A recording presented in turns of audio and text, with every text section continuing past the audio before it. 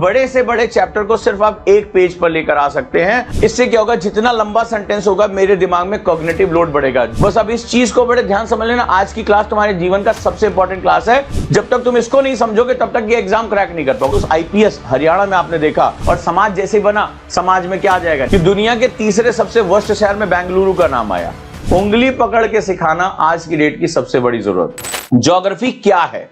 अब ये जो नोट्स है इसको बोलते हैं, ये मेरा सबसे खोजा गया सबसे बेहतरीन मेथड, इसको बोलते हैं LWMI, less word more information.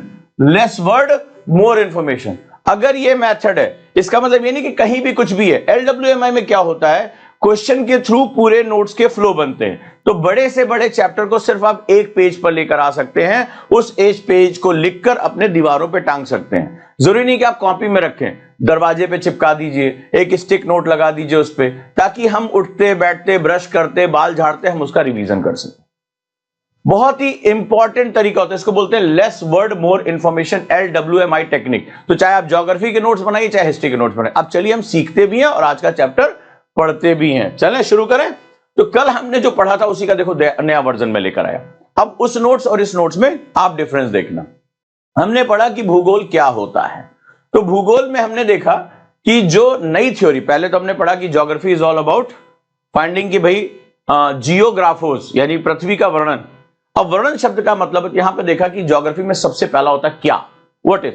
तो जब मैं जैसे सोनम, जब मैं बात कर रहा हूं तो इसको विजुअलाइज करो कि ओजांग साहब जो शब्दों को बोल रहे हैं, तुम घबरा रही हो, अरे बाप रे कुछ पढ़ना है, निकालो इस माइंडसेट को, मारो अपने मुंह पे एक बार तमाचा खींच के, खूब, कई बार झटके लगने बहुत जरूरी, मारो खूब कस के कि तू कर क्या रही है, तू कर क्या रही है, मारो कर। कई बार होता है, हम लोग भी करते, हमारे टीचर हमसे बोलते थे मारो, ताकि याद रहे तुम्हें कि गलत बार बार सोच रहे हैं, तुम सोचो yes I can learn it, उसको विजुअलाइज करो। क्या? तो हमने सबसे पहले देखा कि ज्योग्राफी में सबसे पहले हमें भूदृश्य दिखाई पड़ा, हमें चीजें दिखाई पड़ रही फिजिकल फॉर्म में। दूसरा, वाई, ये यहां क्यों है, जो मॉडर्न ज्योग्राफी में इसके बनने की प्रक्रिया क्या है, इस पर हम आज चर्चा करेंगे। जो सबसे इंपॉर्टेंट प्राइमरी फोकस जो होता है भूगोल, जिसे हम लोग कहते हैं, भूगोल में हम मैपिंग करते हैं, मैप पे देखते हैं, हम देखते हैं। तो वो जो सबसे इंपॉर्टेंट होता है वो होता है कहां कहां। अब देखो, LWMI का मतलब होता है लेस वर्ड मोर इंफॉर्मेशन, यानी कम शब्दों में ज्यादा जानकारी। तो हम सेंटेंस लिखते हैं, हमारे दिमाग को सेंटेंस की आवश्यकता नहीं है, तो हमें वर्ब एडजेक्टिव की आवश्यकता नहीं होती है। हमारा दिमाग इन सिंबल्स को समझता है। आप पहली बार थोड़े ना इस गोला पे आए हो, आपने शुरुआत से वो चीजें पढ़ी हैं। तो अब आपने देखा कि हमारे दिमाग को समझने के लिए, सीखने के लिए लोड कम करना, इसको कॉग्निटिव लोड कहते हैं। इससे क्या होगा, जितना लंबा सेंटेंस होगा मेरे दिमाग में कॉग्निटिव लोड बढ़ेगा। तो हम मुख्य तत्व समझने के बजाय, यानी की कॉन्सेप्ट समझने के बजाय, हम HWC करने के बजाय, हम क्या होता है, हम सब्जेक्ट स्ट्रक्चर्स में फंस जाते हैं। इसीलिए हमारे सीखने की प्रक्रिया बाधित होती है। मैं आपको प्रूफ देता हूं। कभी आप छोटे बच्चों के स्कूल में गए हैं, जो किंडरगार्टन होते हैं, जो छोटे छोटे बच्चे जहां सीखते हैं, आप देखिएगा कि जब उनको सिखाया जाता है तो एक अक्षर ए, तो ए मतलब एप्पल भी होता है, ए मतलब और भी एक तमाम तरह के वर्ब भी बन जाते हैं, तमाम तरह की चीजें बन जाती हैं।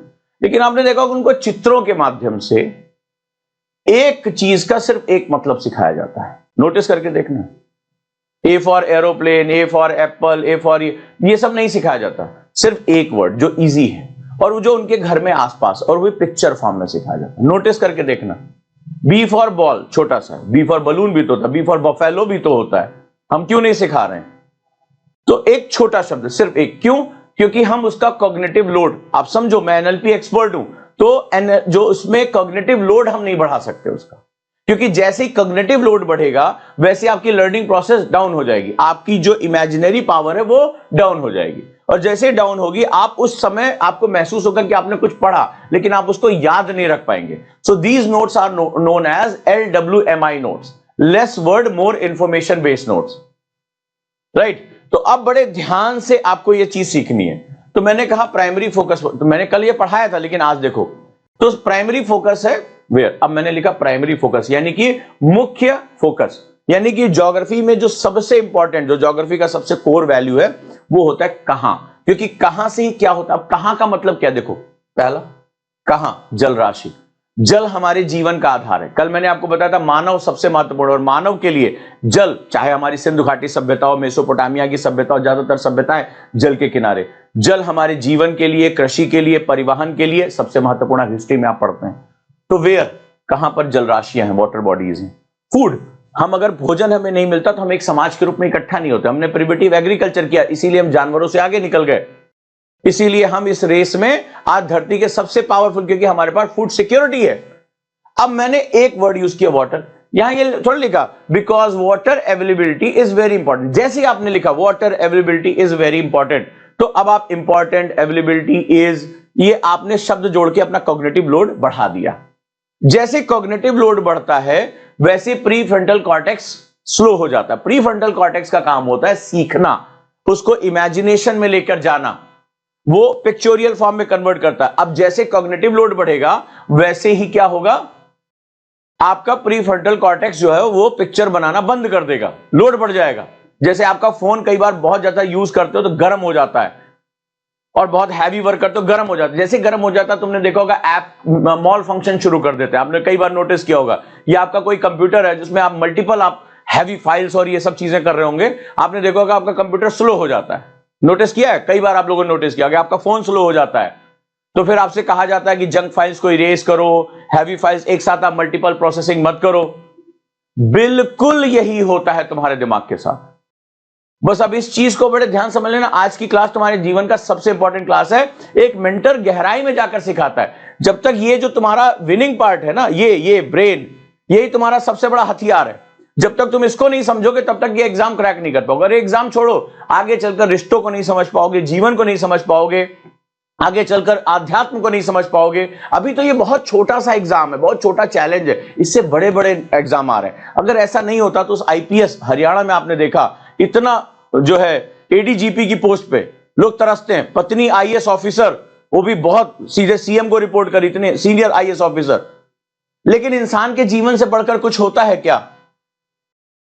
और खुद को, मतलब आप सोच के देखिए, आप अंदाजा, इस जीवन के लिए इंसान क्या नहीं करता है। सब कुछ तो था, इतना सीनियर आईपीएस ऑफिसर, पत्नी सीनियर आईएएस ऑफिसर, बच्चे विदेश में, क्या नहीं था यार, पावर, पैसा, क्या नहीं था। लेकिन जिस चीज के लिए ये वर्दी, जिस मतलब क्या है ये, यानी इसका मतलब है आपको ये बात समझ में कि जीवन एक इम्तिहान है, और इस इम्तिहान में पास करने के लिए इसका होना बहुत जरूरी है। आप सोच के देखिए, एक छोटा सा कट लग जाए हमें तो हम चिल्लाने लगते हैं, अस्पताल भागते हैं। आप अंदाजा लगा रहे हैं कि क्या मानसिक स्थिति हो गई होगी उस समय। तो अब इस बात को समझिए, हमने क्या किया, कॉग्निटिव लोड हम घटाएंगे। क्लियर है? तो हम जब अब नोट्स बनाएंगे तो आदतें बदलेंगी। यही एज ए मेंटर मैं आपको सिखाऊंगा। मेंटरशिप का मतलब ये थोड़े ना होता है ये क्वेश्चन ले लो। आजकल मेंटरशिप के नाम पे बहुत बवाल चल रहा है, बहुत दिक्कतें चल रही हैं। लोग जाके मेंटरशिप ज्वाइन करते हैं, ओ माय गॉड, ये नहीं होता। पहले मुझे सिखाओ, who I am, where is my receiver, मेरा रिसीवर ठीक करो भाई। मेंटरशिप ट्रेनिंग जो होती है ना, बहुत बारीक काम होता है।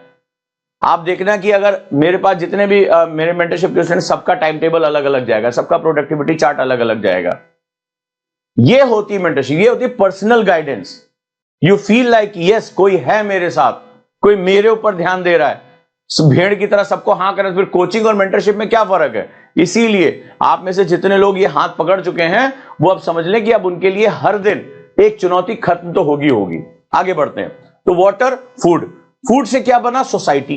भाई खाना जब हमें मिल गया, हम खाने की तलाश में, 6th क्लास की एनसीईआरटी कहती है हम हंटर और गैदरर्स थे, यानी संग्रहणकर्ता और शिकारी थे। तो क्यों भाई, खाना नहीं मिला, हिरण के पीछे भाग गए, वहां पे पीछे भाग गए। तो जब हमारे पास खाद्य सुरक्षा आ गई तो हमने क्या बनाया? समाज। और समाज जैसे बना, समाज में क्या आ जाएगा? नियम आ जाएंगे, राजनीति आ जाएगी, अर्थव्यवस्था आ जाएगी, समाज के जो है वो रीति रिवाज हो जाएंगे। हो गया काम। और जैसे ही समाज बनेगा वैसे ही हम प्रभावशाली हो जाएंगे। आगे बढ़ते हैं। सिक्योरिटी, सुरक्षा मिल गई। वेयर से हमें अब भाई मान लीजिए आपसे मैं कहूं हम कहां पर रहते हैं, जैसे मैं आपको एक मकान दे दूं कि जैसे प्रीति कलाल से बोलूं, प्रीति तुम्हें यहां रहना, लेकिन रात में यहां पर बाघ भी आता है, भालू भी आता है, ठीक है, यहां रहोगे। अब प्रीति से बोलो, और बेटा देखो ये बहुत शांति है, यहां तुम खूब मन लगा के पढ़ सकती हो और पूरा ध्यान लगा के आराम से सो सकती हो। प्रीति जवाब देना मेरे को, या अमरिंदर जवाब देना। लेकिन किसी भी क्षण यहां बाघ आ सकता है, भालू भी आते रहते हैं, और तेंदुआ तो फिर आता ही आता है। अब मैं तुमसे कहूं बेटा मन लगा के पढ़ना, खूब मन लगा के पढ़ना, जरा सी ऐसे आवाज हुई या पत्तों में खड़खड़ खड़खड़ हुई और इधर ज्योग्राफी चल रही है, तो प्रीति मन लगेगा ना पढ़ने में? खूब मन लगा, उदांग सर पढ़ा रहे हैं, उधर पत्तों में खड़खड़ाहट हुई और सबने बोल दिया यहाँ पे बाघ आते हैं, तेंदुआ आता है, भालू आते हैं, और ये सेकंड भर में आपका ब्रेकफास्ट डिनर करके चले जाते हैं। अब बताओ वहां रुककर पढ़ाई होगी? तो वेयर हमें बताता है सिक्योरिटी, यानी सुरक्षा कहां है, सुरक्षा कहां है। जब हमारे पास सोसाइटी सिक्योरिटी होती है तो वेयर में हम बताते हैं शहर यहां क्यों बनाए, शहर यहीं पे क्यों बनाए गए। आप बताओ दिल्ली जैसा शहर, हम कहते हैं यहां बहुत पॉल्यूशन है, AQI खराब हो रहा है, हम अरुणाचल में बना लें, हम अरुणाचल में शहर क्यों नहीं बना पा रहे हैं? हम इस तरह का सघन शहर हम हिमाचल में क्यों नहीं बना पा रहे? क्या रीजन हो सकता है? तो ये जो शहर हैं यानी आर्थिक गतिविधियों का जो केंद्र है, इनके पीछे भी तो ज्योग्राफी है कि यहीं पर ये क्यों बने, यहीं पर ये उद्योग क्यों लगा, यहीं पर ही लोहे का उद्योग क्यों है, यहां पर कोयले का उद्योग क्यों है, यहीं पर IT हब क्यों बना, ऐसे क्या कारण मौजूद हैं। अब जैसे कल एक खबर आई कि दुनिया के तीसरे सबसे वर्स्ट शहर में बेंगलुरु का नाम आया, वहां ट्रैफिक व्यवस्था बहुत खराब है, वहां पे सारी ये, और लेकिन वो भारत का IT हब है, वो IT हार्ट है भारत का। तो ऐसा क्यों हुआ कि वो IT हार्ट तो बन गया लेकिन वो अवसंरचनाओं के मामले में बहुत खराब है, थर्ड वर्स्ट जो सिटी का उसको तमगा मिला है वर्ल्ड में। वहां ट्रैफिक नहीं है, वहां पे जो है वो इतना ज्यादा ट्रैफिक होता है या वहां पे इतना ज्यादा जो है सुविधाओं की कमी है, बहुत लोगों की लाइफ हेल है, लिविंग कॉस्ट बहुत ज्यादा है। ऐसा क्यों? तो आखिर ऐसा क्या हुआ कि भारत का वो IT हब कन्वर्ट हो गया? उसके पीछे कई कारण मौजूद होंगे, बस ज्योग्राफी इनकी इन्वेस्टिगेशन करता है। आगे बढ़ते हैं। आज की यूपीएससी की तैयारी में मेंटरशिप यानी पर्सनल मेंटरशिप बहुत जरूरी है। मैं कैसे पढ़ता हूं, मेरा टाइम टेबल क्या है, मुझे रिवीजन कब करना है, रोज कुछ ना कुछ प्रॉब्लम आती है, कौन देगा सॉल्यूशन? आपका मेंटर। मैं निकलवा कर रहूंगा आपका यूपीएससी। आप मुझे बनाइए अपना पर्सनल मेंटर, जहां पर ये सारी चीजें टाइम टेबल से लेकर हर चीज, चाहे वो प्रीलिम्स कैसे निकालना है, मेंस की आंसर राइटिंग क्या होगी, कैसे रिवीजन करना है, कैसे करंट अफेयर्स तैयार करना है, और अपना रिपोर्ट कार्ड तैयार करिए। मेंटर असिस्टेंट का फायदा उठाइए, अपने आप को डिसिप्लिन करिए। अगर आप जानना चाहते हैं कि पर्सनल मेंटरशिप क्या है और कैसे आपको ये सफलता की तरफ लेकर जा सकता है, तो देर मत करिए, दिए गए नंबर पर कॉल करिए और अधिक जानकारी देना शुरू करिए। ट्रेड, यहां पर ही ये व्यापार क्यों? जैसे मान लो वो IT हब के रूप में, वहां बड़े बड़े जॉब होती है, दुनिया भर के लोग वहां जाते हैं, वहां से बहुत बड़ा जो है पैसा आता है, तो वो क्यों ट्रेड, यहीं पर ये ट्रेड क्यों हो रहा है? जो हमारी रिफाइनरी है वो कोस्टल एरिया में क्यों है? आपको पता होना चाहिए। ये तुम्हें ज्योग्राफी का वेयर एस्पेक्ट बताता है। रूट्स, कहां से कौन सा रास्ता निकलेगा, चाहे वो समुद्री मार्ग हो, सड़क मार्ग हो, रेलवे मार्ग हो, जलयान हो, क्यों क्यों क्यों आज नॉर्थ ईस्ट को पहली बार हम मिजोरम में रेलवे लाइन इतने साल बाद, 76 साल बाद हम पहुंचा पा रहे हैं आजादी के? क्यों कश्मीर में अब रेलवे लाइन पहुंची है, जबकि यहां तो रेलवे लाइन उत्तर भारत में पहुंचती रहती है? ऐसा क्या कारण है? तो ये जो वेयर है ज्योग्राफी का, ये सबसे इंपॉर्टेंट एस्पेक्ट होता है। कहां? ठीक है, कहां का मतलब होता है मैपिंग। अब जो वर्ड यहां लिखा है मैपिंग, कहां मतलब मैपिंग, कहां का मतलब होता है मैप। अब मैप का मतलब क्या होता है? मैप का मतलब होता है to visualise, to see. Map का मतलब होता है नाप देना। तो यानी इस पूरी पृथ्वी को हम कागज पे नाप सकते हैं, 2D पे नाप सकते हैं, हम देख सकते हैं यहां ये है। अब आप गए नहीं होगे साउथ अमेरिका, लेकिन अभी मैप खोलोगे तुम्हें साउथ अमेरिका दिख जाएगा, तुम्हें पश्चिम एशिया दिख जाएगा, यानी आप उसको विजुअलाइज कर सकते हैं। यही वेयर की सबसे बड़ी ताकत होती है। कहां पर कच्चा माल मिलेगा? रेयर अर्थ मटेरियल के लिए आपकी लड़ाई चल रही है। अभी आपने देखा कि अमेरिका ने चाइना के ऊपर टैरिफ लगा दिया। करंट अफेयर्स बाहर छोड़ने जाएगा इससे। अब ये रेयर अर्थ मटेरियल, दुर्लभ मृदा तत्व तो क्या है, 90% चाइना के पास क्यों है? वहां पे भारत ने भी अभी दावा किया कि उसने भी जो है रेयर अर्थ मटेरियल खोजा है। जो पश्चिम एशिया, उसके पास ही कच्चा तेल क्यों है? क्यों आज रशिया और उसके आसपास के जो तुर्कमेनिस्तान, कजाकिस्तान, उसके पास नेचुरल गैस भंडार, फॉसिल गैस क्यों है?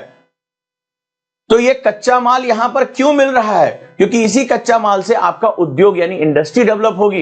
इंडस्ट्री डेवलप होगा तो उसके आसपास टाउनशिप डेवलप होगी। टाउनशिप डेवलप होगा तो ह्यूमन ज्योग्राफी, वहां पर इकोनॉमिक ज्योग्राफी जो है वो प्रिवेल करेगी। समझ में आया आपस में? अब देखिए मैंने कितने वर्ड यूज किए, 1 2 3 4 5 6 7 8 8 शब्द मैंने केवल वर्ड यूज किए, पूरा कॉन्सेप्ट हो गया। आप ज्योग्राफी के हर एस्पेक्ट को, आप 11th क्लास की ज्योग्राफी उठाइए, फर्स्ट चैप्टर में जाइए, भूगोल एक अंतर विषयक सब्जेक्ट है, एक पूरा चार्ट ऐसे बना हुआ 8 शब्द के अंदर करते, इसको बोलते हैं LWMI, less word more information. Where ये भी बताता है how human and place are related और इंटरैक्ट। बहुत खूबसूरत लाइन है। तो कल मैंने बताया था कि एक हमारे बात हुई थी मैन एनवायरमेंट रिलेशनशिप, अब इसी को और देखते हैं। अब जरा इस वर्ड को LWMI कैसे एक्सपेंड करता है। तो LWMI मतलब ये नहीं कि आपने खाली पॉइंट सारे लिख दिए, LWMI एक फ्लो दिखाई पड़ता है। तो ये तो सब स्टैटिक हो गया, मनुष्य क्या डायनामिक है, चलता फिरता रहता है, उसकी आर्थिक गतिविधियां, सोच, राजनीति, विचारधारा, धर्म, मान्यताएं सब बदलती रहती हैं, सब बदलती। अगर इस संसार में कोई सबसे ज्यादा डायनामिक है तो ह्यूमन है। जहां तालाब होगा वहां पार्टिकल प्लॉट बना देगा, जहां जंगल है वहां सड़क बना देगा, धर्म बदल लेगा, जगह बदल देगा। आज भारत में रह रहा, कल अमेरिका में रहने चला जाएगा, है कि नहीं है? सबसे ज्यादा डायनामिक कौन है? मनुष्य। आज जो है वो बहुत बड़ा उद्योगपति है, जंगल काट रहा है, कल उसका दिमाग बदल गया, संत बदल गया, तो कल वो पर्यावरण के लिए लड़ना शुरू कर देगा। तो ये सबसे ज्यादा डायनामिक कॉन्सेप्ट किसके पास है? ह्यूमंस के पास है। तो यहां कॉन्सेप्ट है मनुष्य और उसका स्थान किस प्रकार आपस में संबंधित है, how humans and place are related और इंटरैक्ट। अब ये हाउ लगाकर मैंने क्या किया, नोट्स को आगे बढ़ा दिया, ठीक है। इंटरैक्ट यानी आपस में कैसे ये जुड़ते हैं या ये आपस में कैसे संबंधित हैं। अब जरा देखो, for example people living in desert, यानी कि वह लोग जो मरुस्थलों में रहते हैं, कहते हैं सबसे कठिन जलवायु यहां की है, तो मरुस्थल मैंने कहा डेजर्ट। अब मेरा देखो नोट्स बनाने का तरीका LWMI, तो डेजर्ट है, मैंने कहा HWC यानी हैंडल विद केयर। तो डेजर्ट क्या है? डेजर्ट दो प्रकार के, हॉट एंड कोल्ड, तुरंत वही लिख दिया। ये थोड़े ना डेजर्ट्स आर टू टाइप, ये बचपन में स्कूलों में लिखाया जाता है। लिखो number 1 there is a hot desert, there is a cold desert. क्यों लिखे? मैं कॉग्निटिव लोड क्यों बढ़ाएं? ऑलरेडी एक तो सपनों का भार इतना ज्यादा कंपटीशन में, तो मैंने यहीं पर क्या किया, डेजर्ट यानी मरुस्थल शब्द जैसे लिखा, मैंने वहां पर लिखा there are 2 type of desert, hot and cold, यानी कि उष्ण और शीत मरुस्थल, 2 तरह के मरुस्थल होते हैं। मन करेगा यहां पर लिख दो सहारा, थार मरुस्थल भारत। कोल्ड डेजर्ट में हम आप लद्दाख लिख सकते हो भारत का, तिब्बत लिख सकते हो, इसके साथ साथ अटाकामा लिख सकते हो, दुनिया का सबसे बड़ा कोल्ड डेजर्ट। आप चाहो तो यहां पे नाम भी लिख दो, लगे यहां ज्योग्राफी खत्म। जैसे जैसे नॉलेज और बढ़ेगी, चूंकि अभी पढ़ाया नहीं है इसलिए ये पॉइंट्स और लिखते चले जाओ।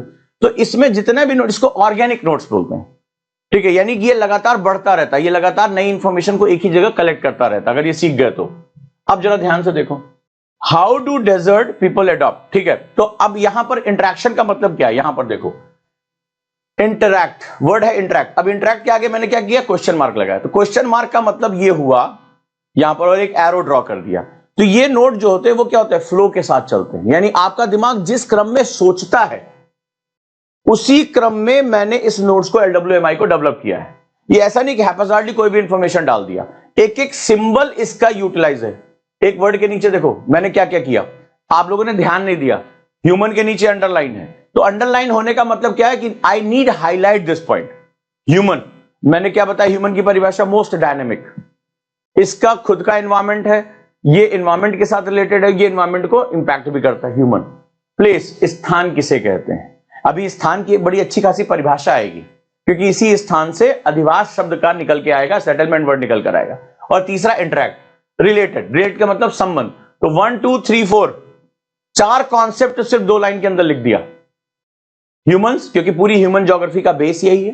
प्लेस, ह्यूमन ज्योग्राफी में जो सबसे इंपॉर्टेंट होता है प्लेस, इंडस्ट्री कहां लगेगी, रूट्स कहां से निकलेंगे, क्योंकि प्लेस का मतलब हुआ, प्लेस शब्द का मतलब हुआ वेयर, प्लेस शब्द का मतलब हुआ वेयर। वॉट और वेयर दोनों मिलाकर क्या बनाते हैं, प्लेस। कौन सी जगह है ये, दिल्ली है।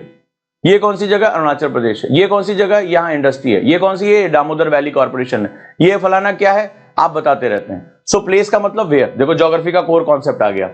रिलेटेड का मतलब होता है ये संबंध किस प्रकार से है। तो संबंध किस प्रकार से, संबंध हमेशा अच्छे थोड़े ना होते हैं। जैसे शेर और हिरन कभी मुलाकात हो जाए तो शेर और शेरनी मिलेंगे और भाई आज चलोगी कॉफी पे, तो ये बात वो कर सकते हैं, ठीक है, और मैं तुमसे शादी करना चाहता हूं, ये बात होगी। लेकिन कभी शेर और हिरन की मुलाकात हो जाए तो उससे थोड़े ना कहोगे आज चलोगे डिनर पे, तो हिरन सोचेगा डिनर तो बेटा मैं ही हूं तो मैं जाऊं कहां। तो दोनों के बीच में संबंध अलग है, एक प्रीडेटर है, एक शिकार, एक शिकारी है। तो यहां पर रिलेशन जो होता है वो कई प्रकार का होता है। यहीं से पूरा एनवायरमेंटल ज्योग्राफी आती है, जैसे सिम्बायोटिक रिलेशनशिप, जैसे प्रीडेशन, जैसे म्यूचुअलिज्म। आगे आप लोगों ने कई बार, अगर आप लोगों ने एनवायरमेंट इकोलॉजी पढ़ा होगा तो आपने ये शब्द सुने होंगे। सिम्बायोटिक मतलब तुम्हें मुझसे लाभ है, मुझे तुमसे लाभ है। प्रीडेशन मतलब मैं तुम्हें खा जाऊंगा। पैरासिटिक यानी मैं तुम पे जीवन, मैं तो जिंदा रहूंगा, तुम्हें खा जाऊं, तुम्हें बर्बाद कर दूंगा। पैरासाइट बोलते हैं इसको, परजीवी। इसी तरह म्यूचुअलिज्म की जो है हम दोनों साथ साथ चलते हैं, ना तुम हमें डिस्टर्ब करो ना हम तुम्हें डिस्टर्ब करें। तो पूरा जो एनवायरमेंट है जो हमें दिखाई पड़ता है वो इन्हीं संबंधों पे, रिलेशनशिप पे डिपेंडेंट है। ये रिलेशनशिप जैसे बदलते हैं तो इंसान का प्रकृति के साथ 4 चरण का रिलेशनशिप तैयार होता है। 4 चरण का रिलेशनशिप स्टार्ट होता है। अभी 2-3 दिन पहले सोशल मीडिया पे एक पोस्ट वायरल हुई, उसमें एक पीपल का पेड़ काट दिया गया और एक महिला बाकायदा उसकी पूजा कर रही है और रो रही है, ऐसा रो रही है जैसे उसके परिजन जो है मर गए, परिजन की डेथ हो गई। आप देखिएगा सोशल मीडिया पे, तो वो बाकायदा पूजा करे, फूट फूट के रो रही है ग्रामीण महिला, फूट फूट के लोग उसको पकड़ रहे हैं।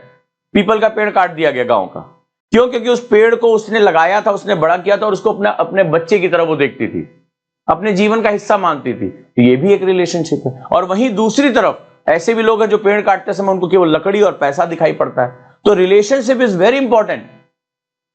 एक है जो नदियों में हम गंदा किए जा रहे हैं, गंदा किए जा रहे हैं, अपना घर का सारा कचरा डाल रहे हैं। वहीं एक ऐसी कम्युनिटीज भी है जो नदियों के लिए अपनी जान देने को तैयार है, लड़ने को तैयार है। सो दिस वर्ड इज, जो अंडरलाइन किया है ना, नोट्स के अंदर पूरे भाव डाल दिए हैं। तो ध्यान रहेगा, ह्यूमन, प्लेस, रिलेशन और इंटरैक्ट। इंटरैक्ट मतलब आमना सामना होगा कैसे, होगा कैसे।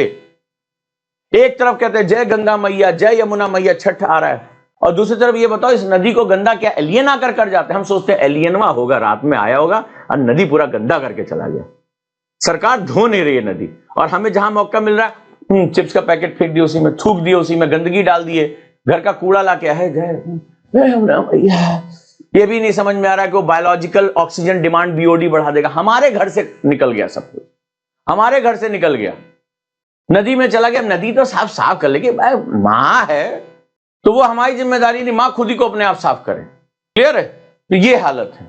सो human, place, relate and interact. अब देखें इंटरैक्ट वर्ड को कैसे समझाया है। People living in desert, desert को 2 पार्ट में डिवाइड कर दिया, चाहे कोल्ड हो चाहे हॉट हो। अब इंटरैक्शन के 4 आयाम। पहला, how do desert people adopt. अब फिर देखो, अडॉप्ट मतलब अनुकूलता। ज्योग्राफी का सबसे, आज हम इंसान जो सबसे ज्यादा इस धरती पर हैं वो इसी शब्द की वजह से, अनुकूलन। अडॉप्ट नहीं कर पाते तो आज हम यानी ठंड आएगी तो हम ऐसे थोड़े ना स्किन में घूम रहे हैं नंगू पुंगू टाइप के, पत्ते पहन के, ठंड आ रही है फला ठंड में मर गए। अरे भाई गर्म कपड़े धनाधन पहना, गर्मी आ रही है तो ऐसा थोड़े ना मर गए। एसी चलाया, कूलर चलाया, पंखा चलाया, हम अडॉप्ट कर ले जा रहे हैं। हम किसी भी कंडीशन को अडॉप्ट कर ले जा रहे हैं। तो अडॉप्ट यानी अनुकूलता हमारी सबसे बड़ी पावर है। How do desert people adopt, यानी कि मरुस्थल के लोग कैसे अनुकूलित होते हैं। ये अनुकूल, अब देखो मैंने यहां पर क्या किया, घेर दिया। अलग से नोट्स नहीं बनाने हैं, ये नोट्स अगर तुम सीख गए ना तो एडेप्टेशन प्रोसेस ऑफ, ठीक है, एडेप्टेशन। तो एडेप्ट कैसे किया, दैट इज ADAPT। तो आपने एडेप्ट कैसे किया इसको। तो एडेप्टेशन प्रोसेस अगर हमारे पास है, यानी हमने उसको अनुकूलित कैसे किया, कंडीशनिंग इसको बोलते हैं। एक और वर्ड लिख लो, कंडीशनिंग। हम कैसे कंडीशनड हो रहे हैं। तो अब आप मैंने यहीं पर बना दिया कि मुझे इस पर देना है। How do desert people. अब डेजर्ट हो सकता है, ये वेटलैंड्स हो सकता है, ये आपका रेन फॉरेस्ट हो सकता है, ये आपका हिमालयन पीपल हो सकता है, ये आपका ग्लेशियर पीपल हो सकता है। ठीक है, तो जिस भी जलवायु क्षेत्र में आपने उसको एडेप्ट कैसे किया, आपने इसको कैसे अनुकूलित किया। How do desert people adapt. ठीक है, यानी मरुस्थल के लोग कैसे अनुकूलित होते हैं। दूसरा, अब पानी की कमी है, डेजर्ट क्यों। अब डेजर्ट की परिभाषा यहां पर आ जाएगी, पानी की कमी है, वर्षा वहां 25 सेंटीमीटर से कम हो रही है। Conserve and use of water, क्योंकि हमने ऊपर क्या देखा, जल हमारे जीवन का स्रोत है, जल नहीं तो कुछ नहीं। तो उस जगह पर जल का संरक्षण और प्रयोग कैसे करते हैं, यहीं से पूरा चैप्टर आ जाएगा। तो वो विधियां क्या हैं, जल का प्रयोग और संरक्षण। How and where do they move, निशान लगा दिया। हाउ कैसे, व्हेन कब हो, भाई मान लीजिए वो क्यों होगा, क्योंकि यहां पर हमने क्या देखा, खेती से बनती है सोसाइटी, सोसाइटी से आती है सुरक्षा। जब इनके पास डेजर्ट है, पानी नहीं, मिट्टी नहीं होगी, मिट्टी धूसर हो जाएगी, इसका मतलब इन्हें लगातार मूव करना पड़ेगा। तो हाउ, कैसे और कब ये गतिमान होते हैं, यानी इसका मतलब यहां पर स्थिर समाज नहीं बन पाएगा। और डेजर्ट्स में जाओगे तो आप देखोगे वहां पर स्थिर समाज का निर्माण नहीं हो पाता, वो घुमंतु लोग होते हैं, नोमैडिक्स होते हैं वो। मिल गया आंसर आपको? तो कैसे और कब वो एक स्थान से दूसरे स्थान गतिशील होते हैं। Kind of shelter and settlement, अब किस प्रकार का उनका, जैसे तुम्हारा घर है ईंटों कंक्रीट, अगर ये कंक्रीट के घर वहां रेगिस्तान में बना दिए जाए तो जल के तुम अंदर ओवन की तरह तुम्हारी हालत हो जाएगी, फफोले पड़ जाएंगे। तो अब सवाल है कि वो जो यहां वर्ड अडेप्ट है, अनुकूलन है, कंडीशनिंग है, उसके लिए ये भी होना जरूरी है। शेल्टर, उनका शरणगाह कैसी होती है, तो ये बताओ वो मिट्टी के घर यूज करेंगे, घास फूस यूज करेंगे या कंक्रीट यूज करेंगे? टीन शेड ऊपर डाल देंगे, मतलब नहीं भी मरना हो तो जल के खत्म हो जाए तो करेंगे वो? नहीं। या वो घास फूस नेचुरल या जो ताप को बर्दाश्त कर सके, या अगर ठंडी जगहों पर है तो कुछ ऐसे क्लोज एरिया बनाएंगे, जमीन से ऊपर रहेंगे ताकि वहां पर एयर का जो है वेंट बना रहे, और ताकि वो जो है वो ताप हवा जो होती है वो कुचालक का काम करेगी और वो उस अत्यधिक ठंड या अत्यधिक गर्मी से बचे रह जाए। देख लो काइंड ऑफ शेल्टर। अभी आप हिमाचल में जाओगे तो निचले तल्ले पर पशु रहते हैं, ऊपर इंसान रहते हैं, क्योंकि वहां जानवर भी आते हैं। और दूसरा वहां पे क्या होता है, वहां बहुत अधिक ठंड पड़ती है, जमीन से ऊपर रहते हैं, क्योंकि पत्थर है जमीन है तो वो ठंडी होती है, तो बीच में एयर की बेल्ट वो डालते हैं, तो ऊपर मकान क्या होता है, कंपैरेटिवली ठंडे होते हैं। और हवा भी जब रात में ठंडी होती है तो नीचे की तरफ बैठती है, तो वो पहली या दूसरी मंजिल पे रहते हैं। अब आप हिमाचल के मकानों को देखेंगे तो इसको बोलते हैं अधिवास या सेटलमेंट। तो हमने क्यों किया, हमने पर्यावरण के साथ अपने आप को अनुकूल किया। यही ज्योग्राफी का सबसे बड़ा गुण है, यही सबसे बड़ा गुण है। क्लियर है? तो आप क्या देख रहे हैं, LWMI नोट्स आपको सोचना सिखाता है। अब जो कुसुम ने कहा कि हम आंसर नहीं लिख पाते हैं, सुमित लिख रहे हैं हम आंसर नहीं लिख पाते हैं, आपने सोचना नहीं शुरू किया। अब जब आप इस विधि में सोचोगे तो आप उसको लिख भी लोगे, क्योंकि आपके साथ मैं डे 1 से देख रहा हूं आपका ऊपर कॉग्निटिव लोड का बहुत बड़ा प्रेशर, कॉग्निटिव लोड है। आप जैसे कोई काम शुरू, आपका दिमाग हैंग हो जाता है, अरे क्या करें क्या करें। छोटे छोटे टुकड़ों में, इसको बोलते हैं bit by bit, step by step, ये फॉर्मूला कहलाता है bit by bit, step by step. जैसे हम खाना एक एक करके एक एक निवाला खाते हैं, उसी तरह से हमें इंफॉर्मेशन भी अपने दिमाग में स्टेप बाय स्टेप भेजनी चाहिए और स्टेप बाय स्टेप उससे मांगनी चाहिए। तो आपकी प्रॉब्लम कॉग्निटिव लोड है, कॉग्निटिव लोड है, और इसमें आपका प्रीफ्रंटल कॉर्टेक्स डाउन हो जाता है। इसमें एक और तीसरी भी चीज आती है जिसे एमिग्डाला हाईजैक कहते हैं। तो आप क्या होता है, आप स्ट्रेस कर जाती हैं, या जितने भी लोग हैं जो नहीं लिख पा रहे स्ट्रेस कर जाते हैं, अरे यार क्या करें, अरे यार क्या करें। तो यहां पर क्या होता है, एमिग्डाला हाईजैक हो जाता है। एमिग्डाला हमारे दिमाग का एक हिस्सा होता है, वो हाईजैक कर लेता है, ब्रेन हाईजैक। जैसे आपका प्रोसेसर हाईजैक हो जाए, आपका फोन या आपका स्क्रीन जो है हैक हो जाता है ना, एकदम बिल्कुल एकदम स्टिल हो जाता है, ऐसे आप बटन बटन दबाते रहो तो कुछ भी नहीं होता, इसको एमिग्डाला हाईजैक, आप बिल्कुल फ्रीज से हो जाते हैं, इसको एमिग्डाला हाईजैक कहते हैं। तो आप कोशिश करिए इस रूप में नोट्स बनाने की। अब आप देखिए हमने कितने कम शब्दों, आप शब्द गिन लीजिए, कहते हैं प्रत्यक्षम किम प्रमाणम, प्रत्यक्ष को किसी प्रमाण की आवश्यकता नहीं होती है। कितने कितने कॉन्सेप्ट हमने डेवलप किए। इसी वाटर को अगर आपके अंदर, अब ये मेरे साथ आगे प्रोफिशिएंसी करेंगे, एक ऐसे ना ऐसे कमरे में बड़े बड़े पेपर ऐसे चिपका लो, वाटर, वाटर से हम अभी उठाएंगे और यहां लिखेंगे, फटाफट जाएंगे और यहां लिखेंगे क्या, यहां से उठाएंगे और जितने हमारे सिंधु घाटी सभ्यता में वाटर के किनारे जो जो हमारे सिविलाइजेशंस हुई हैं, सिविलाइजेशन में जाते ही हम चले जाएंगे हिस्ट्री में, तो वहां पूछेगा क्यों, 3 रीजन उसके, यहां लिखते चले जाएंगे। तो बहुत इजी है ये को आगे बढ़ा, मतलब आप धीरे धीरे आपकी प्रोफिशिएंसी बढ़ेगा। अभी ज्योग्राफी में इकोनॉमी जोड़ेंगे, इकोनॉमी में आप अब जैसे यहां गए ट्रेड, तो ट्रेड में किस तरह का रॉ मटेरियल बेस, यानी इंडस्ट्री भी बनेगी। यहाँ पे इंडस्ट्री किस तरह की होगी, एक आपको पता है 3 तरह के हमारे पास उद्योग होते हैं, प्राइमरी, सेकेंडरी और टर्सरी, तीनों उद्योग माने जाते हैं। तो कहां पर सेकेंडरी होगी, तो सेकेंडरी में मान लो इस्पात उद्योग हो गया या कोई और भी जो हमारा मैन्युफैक्चरिंग से रिलेटेड है। फिर सर्विस सेक्टर, वो भी हमारा उद्योग है। तो आज जैसे बेंगलुरु आईटी हब हो गया, पुणे आईटी हब हो गया, तो हम ये देखेंगे, हम यहां पर क्या होगा, इकोनॉमी को ऐड करते चले जाएंगे। इसी तरह ट्रेड रूट्स को लेकर हम जो है ऐड करते चले जाएंगे। तो ये आपके ऊपर है, इसको कितना एनलार्ज कर सकते हैं, और छोटे छोटे वर्ड्स में। तो ये सबसे अच्छा तरीका है सीखने का जो मैंने आज आप लोगों को सिखाया है, राइट। और धीरे धीरे हमें चलना है, आगे सीखना है। और अभी भी अगर आपको लग रहा है कि आपको वाकई में मेंटर की आवश्यकता नहीं है, तो रक्षा करे तेरी सियाराम, आज जो पढ़ाया है इस डिस्कशन पे, आज फिर से टेस्ट आप लोगों का मेंटरशिप के स्टूडेंट के लिए टेस्ट आ रहा है। टेस्ट नहीं दोगे कोई फायदा नहीं है।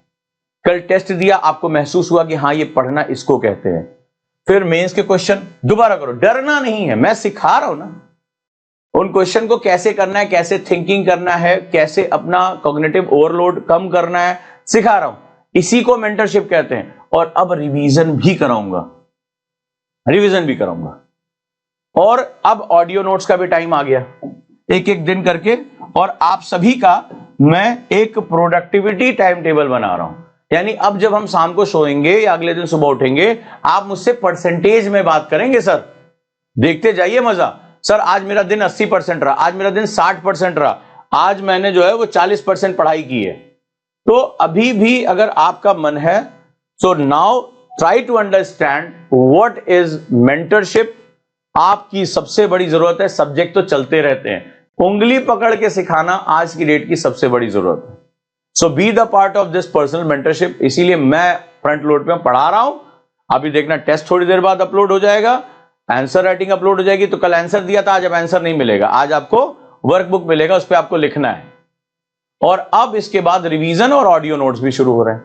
तो भैया टूट पड़ो।